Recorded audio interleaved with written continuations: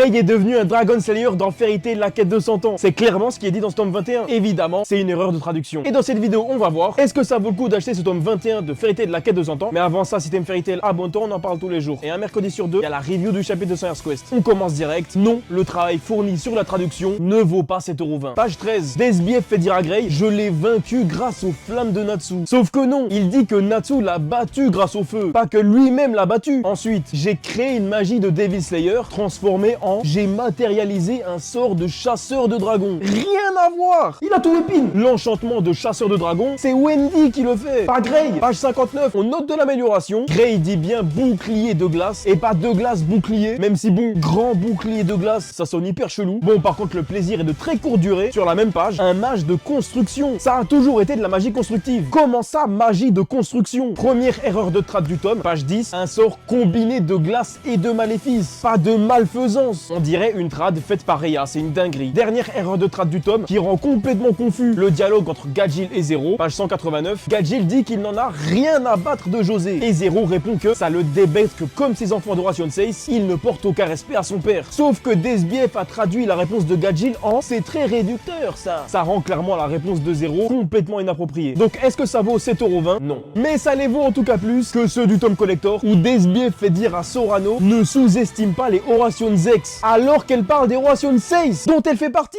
On les paye ces tomes. J'estime qu'en tant que client ou fan, on a le droit d'exiger un minimum de respect quand on parle de la traduction et du soin apporté à celle-ci. Et dans le cas de Fairy Tail, depuis le tome 1 chez Pika Édition, c'est pas le cas. Que ce soit Zuzulkowski ou Desbief, c'est des mauvaises traductions. Bref, Pika, on mérite mieux, tout simplement. S'il le faut, les gars, on collabore ensemble, y a pas de galère. Bref, abonne-toi, à plus.